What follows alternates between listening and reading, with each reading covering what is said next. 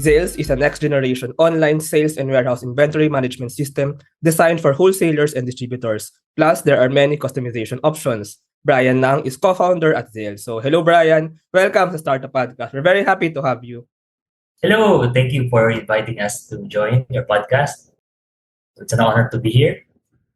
Yes, I'm very excited now to learn more about Zayls. You're part of Kubo's Top 100 just last year. So, I'm very happy to know more about your recent achievements and really what you're doing with your platform. So, ano nga ba Brian ang Zayls?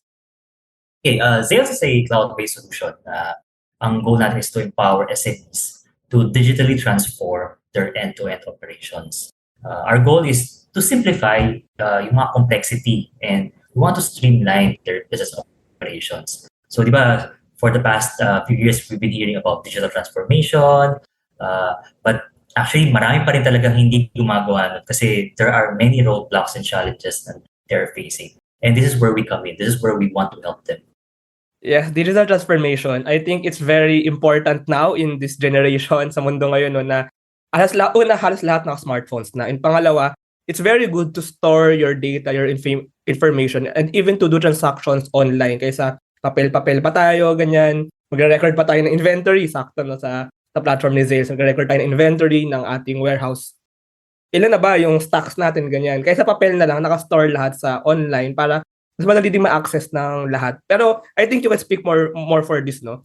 So, siguro ang unang tanong, sino ba muna ang mga SMEs? Parang what types of SMEs can maybe take advantage or gain benefit from Zayls platform? Parang sino ba yung target ninyo makagamit and matulungan through Zayls?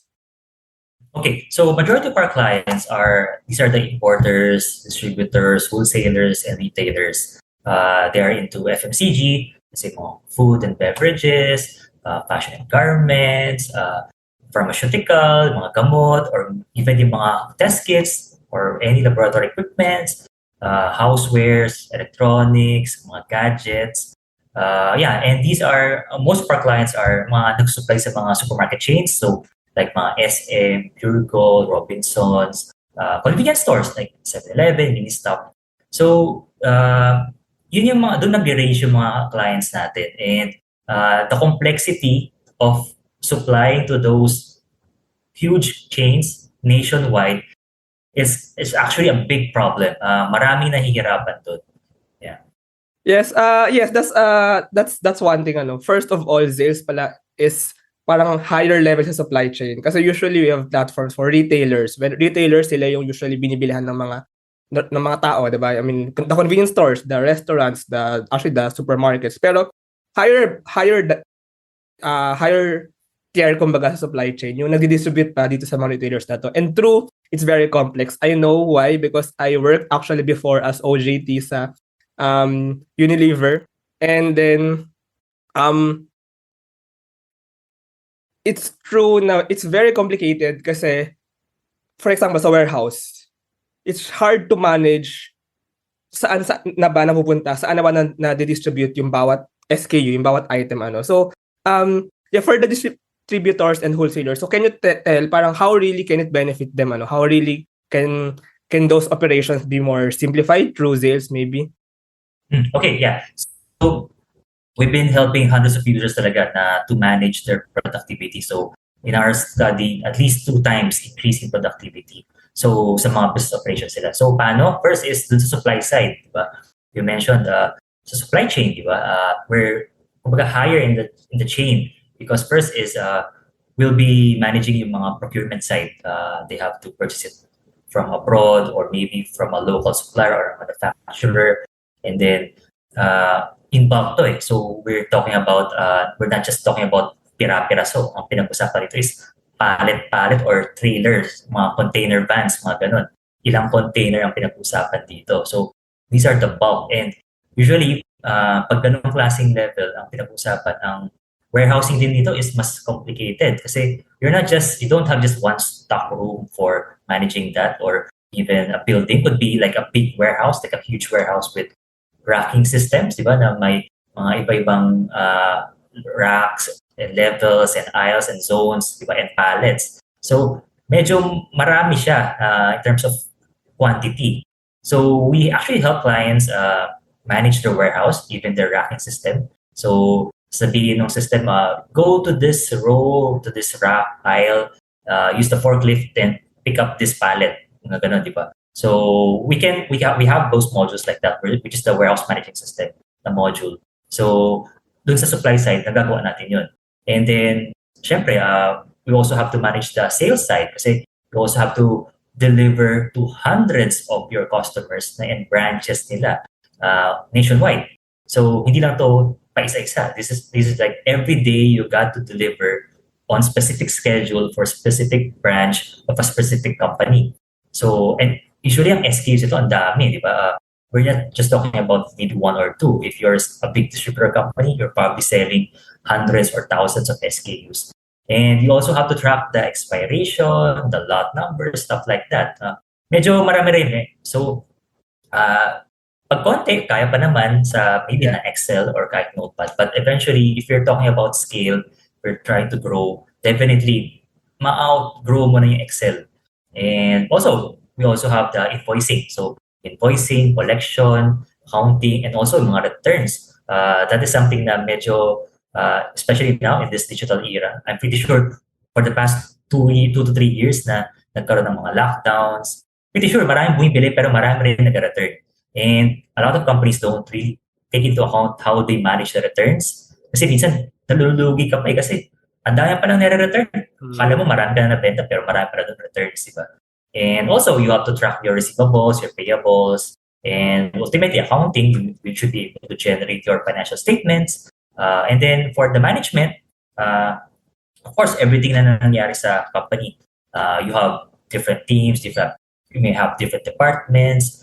But ultimately, for the management, they just want to see how the company is performing, diba? So they need to have a good dashboard to see which department is doing well, ano yung warehouse na hindi nag-work pala, or separate, or whatever branch, or something, and reporting. Na reporting, previously, if you don't have a good system, you probably ask your staff to paggawa naman ng ganung report to.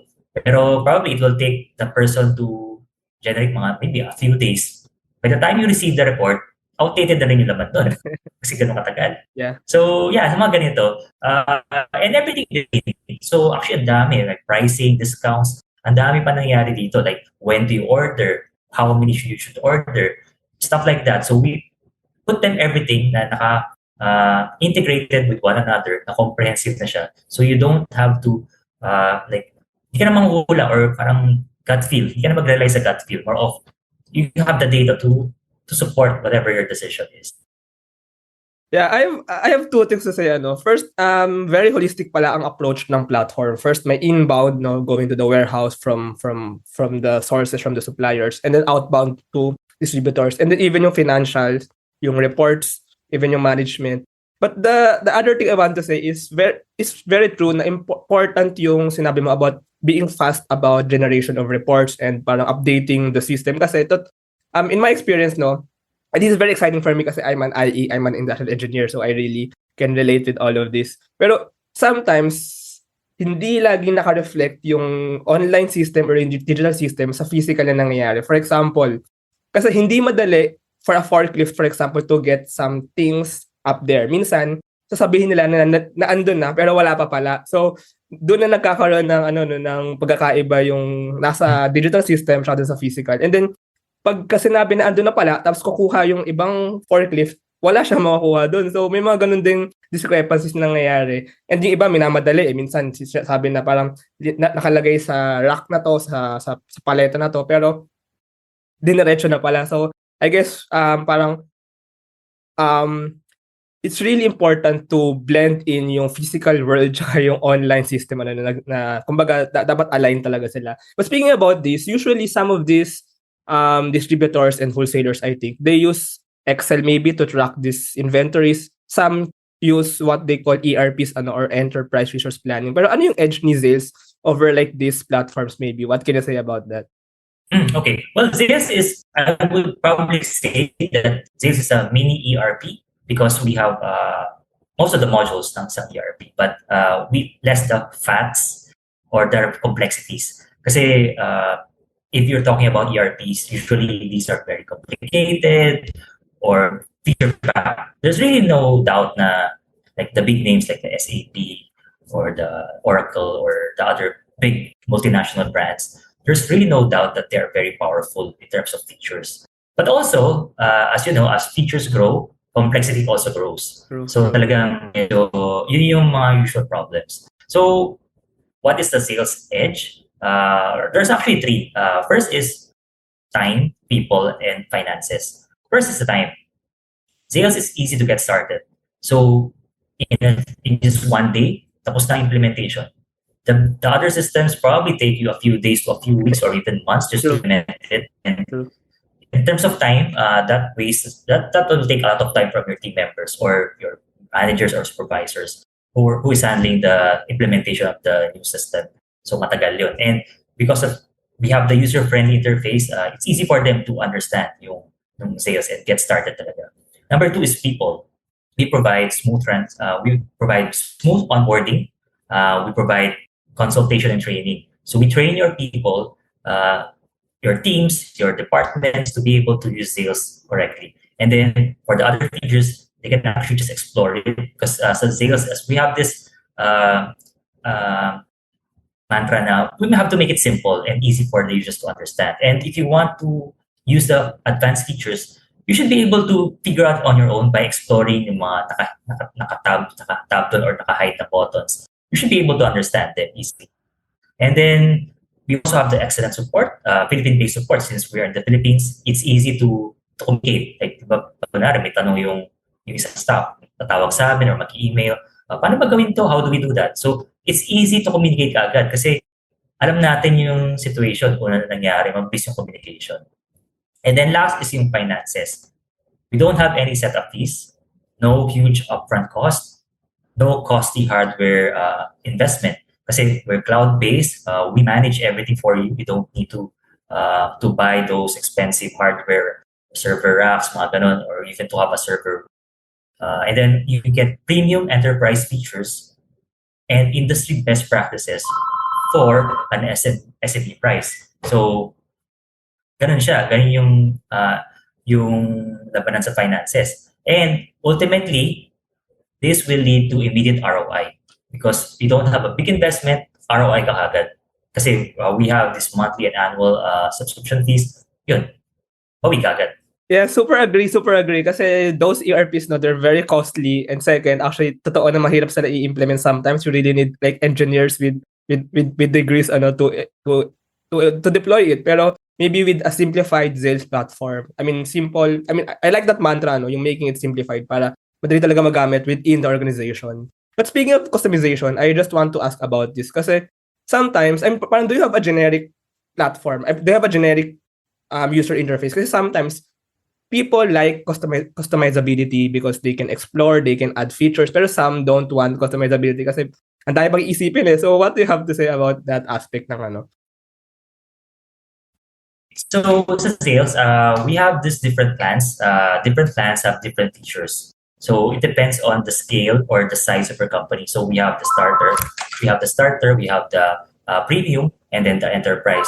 So this will allow you to set kung ano yung mga features na gusto nyo based on the features. In terms of customizability and customization, we do actually get regular feedback from clients. And we try to understand ano ba yung mga features na okay sa kanila, ano ba yung mag-benefit sa other users as well. And we try to make it configurable. Kasi maybe one feature is useful for one set of industry, but it doesn't make sense for another industry. So we try to make it configurable na for other industries, okay, we just disable it, or if you don't want to use it, then disable it. Yeah. And maybe you but I understand. Yeah, but I do understand that customization is sometimes good and sometimes bad. Kasi clients, usually they're very busy.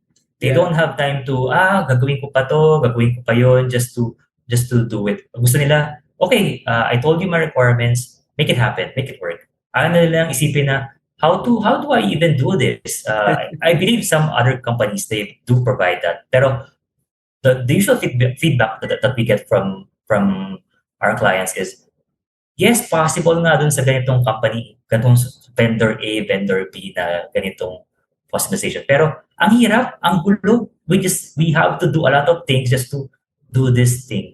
So parang mas na-off sila doon and they don't want complexity, especially if you're really busy. Yeah. Siguro ang important nga din dito no is communication. If you have a good parang customer service, parang the user, the client can really understand ano ba yung features na maaaring talagang parang sakto sa na magagamit niya ano. And I just want to ask, why did you frame pala to making an ERP for like wholesalers and distributors? I mean, why not for retailers or for maybe for even smaller units sa supply chain? Why this level? Why bakit ito yung pinili ninyo na ano na i-solve na problem? Medyo mahirap to so bakit? Okay. Well, ang background ng company namin is we started as a software development company. So we started with that, and then we started getting clients, and then we noticed that every client that we get, they seem to have the same requirements. Although may konting changes, pero in reality, mga core features are the same. So, and then one day we just realized, okay, sige, since halos pare-pareho lang pala magkakamukha yung mga pinapagawa sa atin na software, na custom software, why don't we just create sales or a new software, then we'll just sell it this one. And ang maganda dito is we will be combining everything that we've learned from creating custom software for different companies. And isama na natin doon. So para everyone will be benefiting doon sa mga best practices ng mga nakukuha natin. So, sumakto na nung ginagawa natin yung Zayls na and we were selling it, we found our product market fit. So, doon tayo nag-meet kasi there's a gap doon sa target market na hinahanap natin. And yun ang team target natin yun. Gets, ang galing actually. Actually, it's these startup stories are what I really like. Kasi parang hindi siya you made it out of nowhere. Parang hindi siya you think of a problem and you try to solve it. Nanggaling siya sa something that you've really been doing back when you're doing your full-time work. Pero right now, you're a full-time founder. Is that right? Yes, that's right. Yeah, so I want to ask about that. How was the transition from being like a software developer to being like a full-time founder now? Parang can you share the story of transitioning from like a full-time job to being a full-time startup founder? Mahirap ba? Risky ba? What do you have to say? Yeah, well, to be honest, mahirap siya. It's very challenging. I would say it is 10 times harder to be a founder compared to being an employee of a company. Of course, if you're just a company employee, you just need to meet your what you need to do, your responsibilities, and probably do a bit more what is expected from you, and help the company grow. Pero if you are a startup founder, obviously you have to think of a lot more things, a lot more things on your plate, and there's always a challenge of how do you even grow yourself, because you have to innovate, you have to think about not just building the company, you also have to think about the people in your company. You also want it to grow. So, syempre, I was an employee before, so I know how is it to be an employee for a company, diba? So I want them to grow as well. I want them to grow as the company grow. So just like our clients. So diba, I'm pretty sure you've heard of stories like saying happy employees make customers happier, things like that. So yeah, mga ganun. So mas mahirap siya ngayon kasi there's a huge responsibility on your back na dapat magawa mo siya. So I guess that's a pressure of being a founder. Yeah. But on the flip side, may mga positive din naman. It's not always challenge, diba, or difficulties.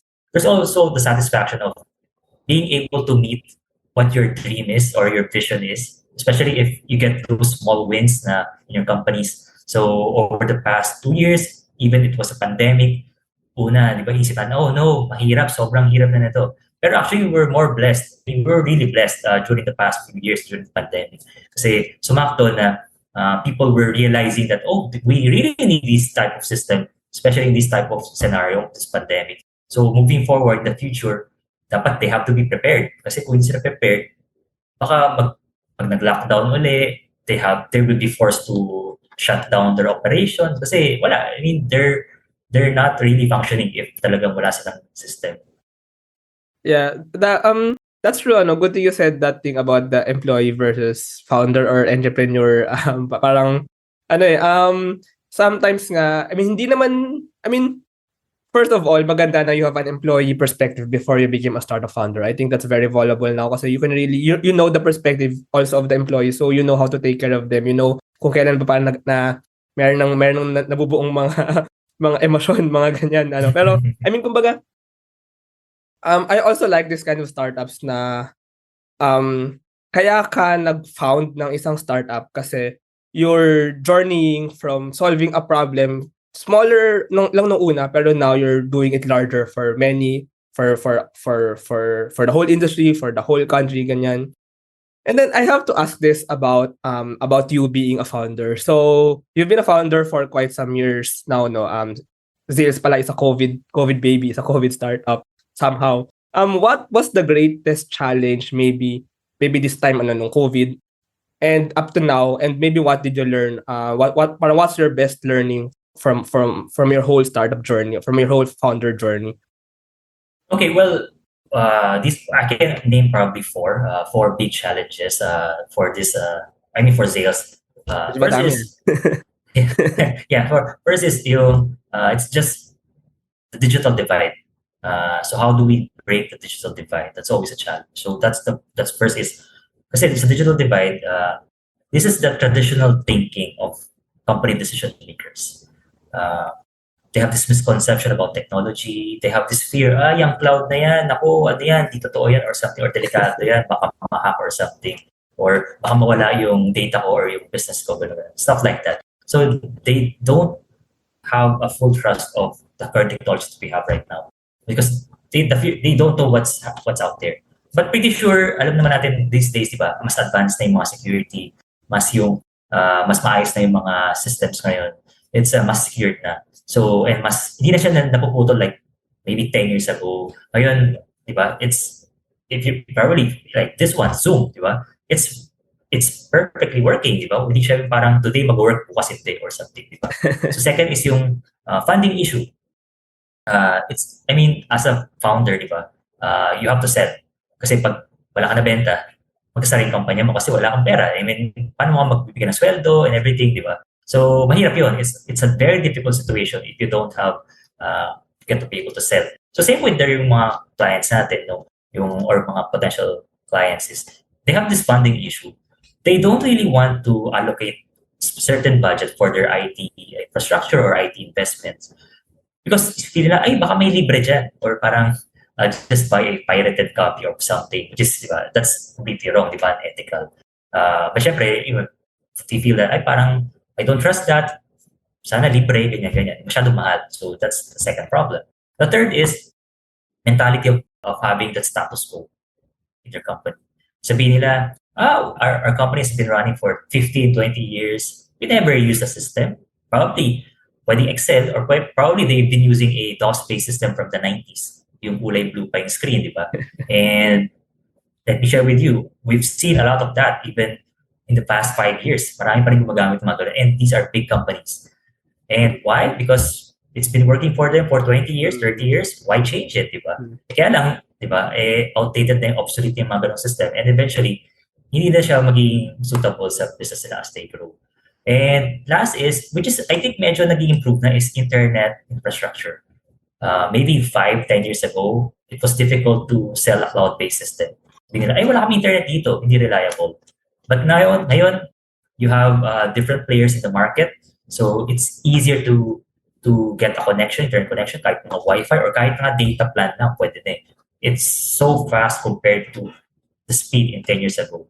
Yeah. So, mga ganun. So those are actually 4 of the things that mga major challenges na encounter na. Yeah, and I like the challenges kasi grounded it actually sa sitwasyon ng Pilipinas. I mean, I'm not to say na like mabagal ang internet sa Pilipinas, although it's true, no? Pero parang I mean, iba kasi when you do a startup like maybe in the United States and in the Philippines, iba yung challenges that you have to face. And even like yun nga, yung like we call that digital infrastructure, internet connection. If you're trying to sell an online platform in the Philippines, I mean, you have to consider these things. I mean, what if you want to sell parang kumbaga sa outside of Metro Manila, I mean, not to say na underdeveloped na, pero parang it's true na mas mabagal yung internet baby sa outside Metro Manila. So, you have to consider all of these things, parang you really have to stay grounded maybe as a startup founder. So after talking about these challenges, ano naman ang milestones ni Zayls? Zayls is actually part of Kubo's top 100 last year. So I'm wearing the Kubo shirt right now. So kamusta? Kamusta ba ang traction also ni Zayls, and kamusta ang even with the funding, even with this kind of parang network growing? So kamusta si Zayls right now? Okay, well, first is I guess last year we had the Kubo top 100, and I think last year, it was last year that we also graduated from AGI, the Alibaba Global Initiatives, and we were one of the few na invite to join dun sa headquarters nila sa sa China. I forgot kung saan, Shenzhen yata. So yeah, and I guess we also got in as a top 2 to sa DTI Pushstart, which was promoted by DTI PTTC last year. And in terms of traction, we have around more than 500 users from across different companies.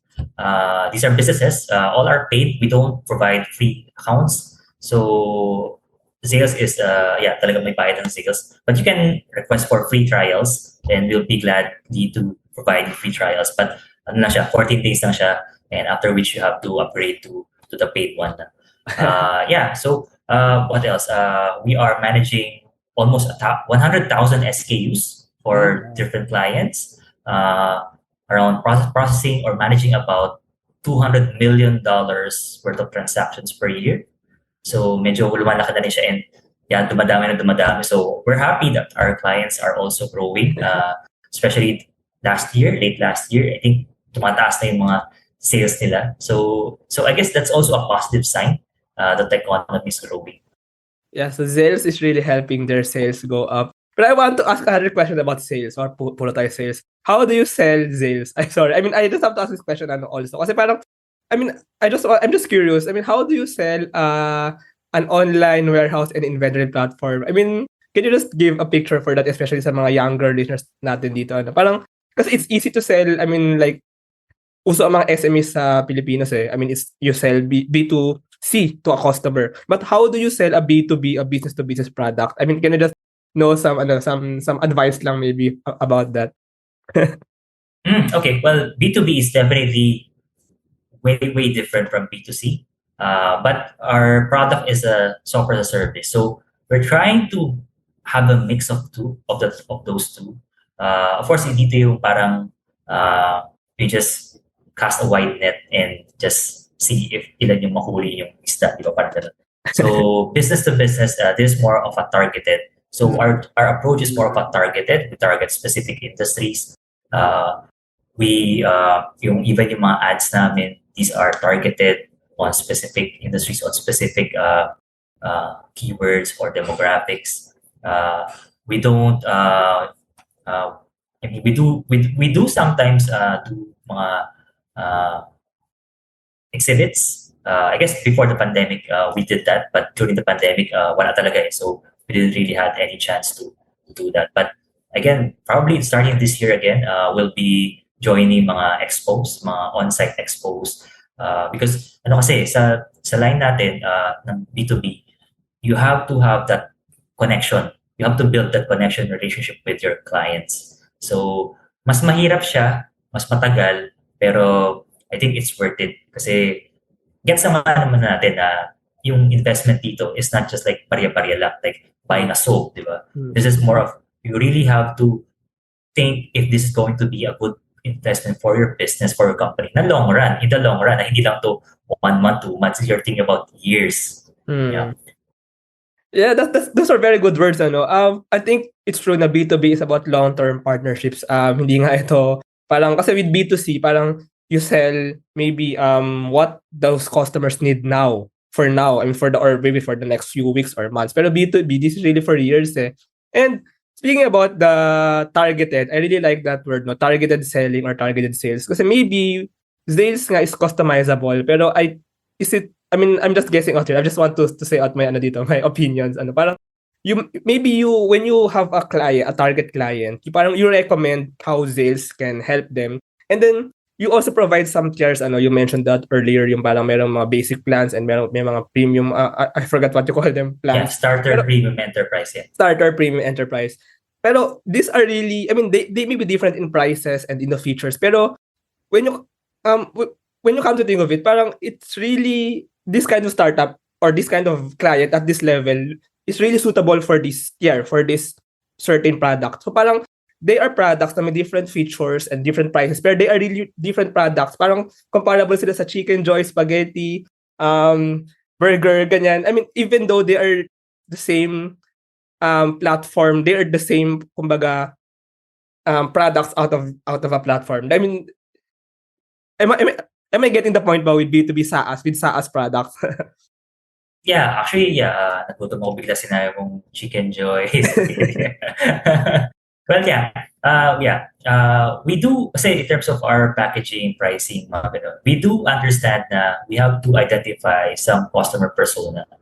So we set different pricing or plans that are suitable for different types of customer persona based on their current status, current growth, current targets. So yun yung base sa study natin, yun yung mga lumabas. And pricing is always a difficult subject, and especially price and feature mix, yung mga ganun matrix. It's always different. It's always difficult. So sa side namin, this is from months of study of how we will craft those months of debate, months of research. So yun, ganun yung ginawa. So mahirap siya, but eventually parang so far, nag-work sa amin yun kasi our clients, napupunta sila sa bawat package na define natin. Yeah. That's what I want to say. Ano, parang there are really different packages. And it's true na mahirap, hindi madali, sobrang hindi madali to, even yung pricing, even yung onting hundreds lang or thousands lang, malaking difference na yun eh. It's really, I mean, when you have those tiers, they are really very different packages. Anyway, so ano nga ba, Brian, ang vision niyo talaga with Zayls? Maybe how do you plan to grow even larger? What's in store in the future for us with Zayls? Okay, yeah. Ang vision namin sa Zayls is to help tens of thousands of SMEs flourishing. We want to see them flourishing in this digital economy na nga. Kasi it's about, yun na yung doon na papunta, di ba? You have to go digital, otherwise baka mahuli ka sa in terms of innovation. So we want to help them build better businesses through technology and innovation. Kasi alam natin, SMEs, they are the backbone of the economy. And they really need a lot of help. So they provide economic development and employment sa mga kababayan natin, di ba? So that's our mission and our vision as well. So we plan to keep on building mga easy to use features or modules sa Zayls. So para talagang, alam mo yun, we may not be the most feature packed or most number of features in the market, which is fine kasi marami naman din ginagamit. But we want to be yung talagang gamit na gamit. Talagang alam mo na this is very useful for me. Hindi ko makailangan ng ganitong feature, di ba? As long as I can help the clients, mga users nila na mga customers sila na magawa nila yung mga operations sila na efficiently, less issues, smoothly, doon tayo. Yun yung goal natin. Yeah, and it's very Filipino grown and Filipino built para sa mga Filipino SMEs, Filipino wholesalers and distributors. Maraming salamat, Brian, for this conversation. I really liked it. I really enjoyed it. I actually learned. I actually thought about some things na, I mean, in this podcast, it's more of thinking really talaga. Parang we share our experiences, we share our opinions para our listeners and all of us can think better ano nga ba what's suited for our business, for our startup. And I really think that in this conversation, marami tayong na-bring up na mga pag-iisipan sa mga nakikinig sa atin. So, maraming salamat, Brian, for this conversation. If our listeners want to know more about Zayls, so where can they find more information? Maybe you can lead them to the website or to the social media channels. Okay, yeah. Thank you, Johnny, for inviting us to be part of your podcast. And I hope the viewers learned something. You may not subscribe to Zayls, or maybe you may not want to use Zayls, but that's fine. As long as you learned something, diba? Something maybe we gave you some insights, or maybe napaisip kayo kung paano nyo ba i-improve yung business nyo or in any way. So, happy na tayo doon. So, but if you are interested in knowing Zayls, or if you want to have a consultation with us, kasi we also provide consultation, We let you know if Zayls would be a good fit for you or not. Hindi namin kayo pipilitin. If you just want to have a consultation, if ano ba yung okay sa business nyo, feel free to reach out. Just go to Zayls.com. There's a contact us button there, or just click the get started button. Glad to hear from you. So yeah, thank you once again, Jan. Maraming salamat, Brian. Thank you. Okay, thank you. Bye-bye. God bless. Thank you very much to our 29 patrons. AskLexPH Academy is our official e-learning partner. Get certifications on Lean Six Sigma, project management, data science, and many more. This episode is super powered by TechShake, Asia's most active Philippine-based startup ecosystem builder creating bridges with investors, corporations, and governments. One CFO, the tech-enabled CFO, bookkeeping, and tax services for startups and SMEs. Pinoy IP Works, capture your startup's value proposition through patent and trademark protection. Packetworks, the leading enabler and only Internet of Things social enterprise in the Philippines. Looking for buy and sell online with Sigurado sellers. NutriCoach, the all-in-one productivity tool for dietitians and nutritionists. Benjoy's Food Products, the home of premium bacon ends, tapa, and tocino. And 8chain, an 8-in-1 cryptocurrency project building one chain at a time starting with MaxRep, Workout, and Earn. This episode is powered by AdSwitch, Twala, ePlayment, Interleukin, and Hive Energy PH. Support the podcast through the links in the description.